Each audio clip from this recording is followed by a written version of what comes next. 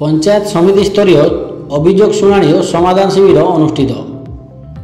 साधारण लोकों समस्यार समाधान पाई राज्य सरकार राज्यर विभिन्न ब्लॉक गुड़िक अभियोग शुणाणी शिविर मान आयोजन करिथांती। लोकों समस्या को बुझी तार समाधान करने यही अभियोग शुणाणी मूल लक्ष्य होता है। नर्ला ब्लॉक परिसर में एक जुग्म अभियोग शुणाणी और समाधान शिविर अनुष्ठित हो जाइछि। उक्त शिविर में आवास योजना, पीवा पानी समस्या, जलसेचन समस्या पर 46 जन अभियोग पत्र ग्रहण करा। बीजेपी सरकार प्रथम ब्लॉक स्तरीय अभियोग शुणाणी शिविर होता बेले यह शिविर में कलाहांडी जिलापाल पावर सचिन प्रकाश जोग देवा सह नर्ला ब्लॉक बीडीओ रिपुनाथ सुना, ब्लॉक उपाध्यक्ष दुर्गा प्रसाद महांती और ब्लॉक विभिन्न विभाग पदाधिकारी उपस्थित थिले।